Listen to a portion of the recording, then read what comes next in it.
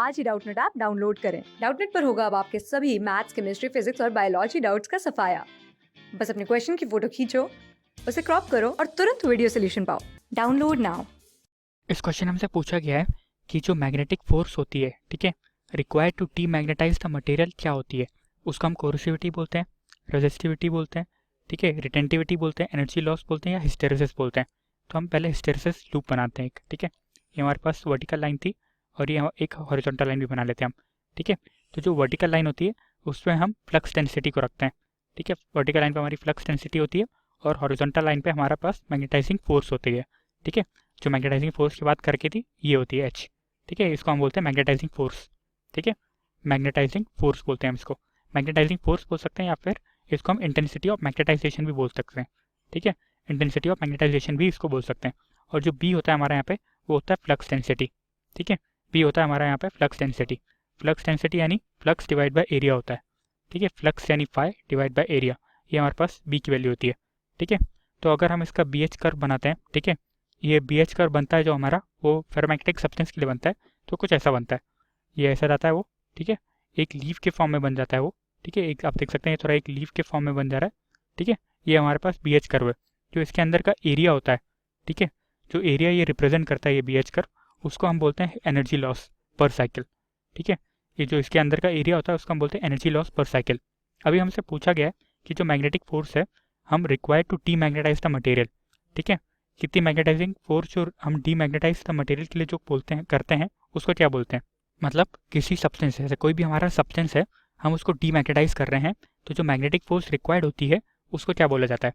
तो आप देख सकते हैं ये हमारा जो पॉइंट होता था, ठीक है, हिस्टेरेसिस लूप में जो ये हमारा पॉइंट होता था इसको हम बोलते थे रिटेंटिविटी, ठीक है। इस पॉइंट को हम बोलते थे रिटेंटिविटी, ठीक है। और जो हमारा एक्स एक्सिस पे जो पॉइंट आ रहा है इसको हम बोलते हैं कोर्सिविटी, ठीक है। इस पॉइंट को हम बोलते हैं कोर्सिविटी, ठीक है। तो जो हमारी मैग्नेटाइजिंग फोर्स होती है स्टार्टिंग में क्या होती है, जैसे जैसे मैग्नेटाइजिंग फोर्स बढ़ाते रहते हैं वैसे वैसे फ्लक्स डेंसिटी भी हमारी इंक्रीज होती रहती है।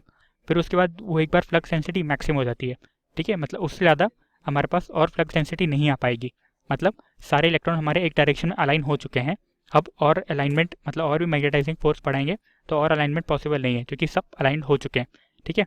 उसके बाद जब हम मैग्नेटाइजिंग फोर्स की वैल्यू कम करते रहते हैं तो जो हमारी फ्लक्स डेंसिटी है उसकी वैल्यू फिर से घटती रहती है, ठीक है। लेकिन जब हम मैग्नेटाइजिंग फोर्स की वैल्यू इस बार जीरो भी कर देंगे फिर भी उसके पास कुछ फ्लक्स डेंसिटी बची रह जाती है, ठीक है। मतलब जब हमने मैग्नेटाइजिंग फोर्स हटा दी, बिल्कुल जीरो कर दी, फिर भी उसके बाद फ्लक्स डेंसिटी बच गई है। जो फ्लक्स डेंसिटी जो बच गई है उसको हम बोलते हैं रिटेंटिविटी, ठीक है। और अब हमसे बोला गया था यहाँ पे कि जो मैग्नेटाइजिंग फोर्स, ठीक है, रिक्वायर्ड हो इसको डीमैग्नेटाइज कर दे, क्योंकि अभी आप देख सकते हैं अभी भी हमारा सब्सटेंस मैग्नेटाइज था, ठीक है। तो जो मैग्नेटाइजिंग फोर्स इसको पूरा डीमैग्नेटाइज कर दे, यानी जो अभी फ्लक्स डेंसिटी जितनी बच गई है उसको भी जीरो कर दे, ठीक है। उसको क्या बोलते हैं, तो ये आप देख सकते हैं उसको हम कोर्सिविटी बोलते हैं, ठीक है। यानी अब इसकी वैल्यू हम और कम करते गए और मैग्नेटाइजिंग फोर्स है जैसे हम पहले इस डायरेक्शन में कर रहे थे तो सारे हमारा अलाइनमेंट यहाँ पे सेम डायरेक्शन में आ गया था, ठीक है। अब हमने मैग्नेटाइजिंग फोर्स का डायरेक्शन ही चेंज कर दिया, मतलब मैग्नेटिक फील्ड हम दूसरे डायरेक्शन में लगा रहे हैं। तो उससे क्या होगा कि जो फ्लक्स डेंसिटी थी वो उसकी अब धीरे धीरे जीरो हो जाएगी। तो जब वो जीरो हो जाती है तो उस पॉइंट को हम कोर्सिविटी बोलते हैं, ठीक है।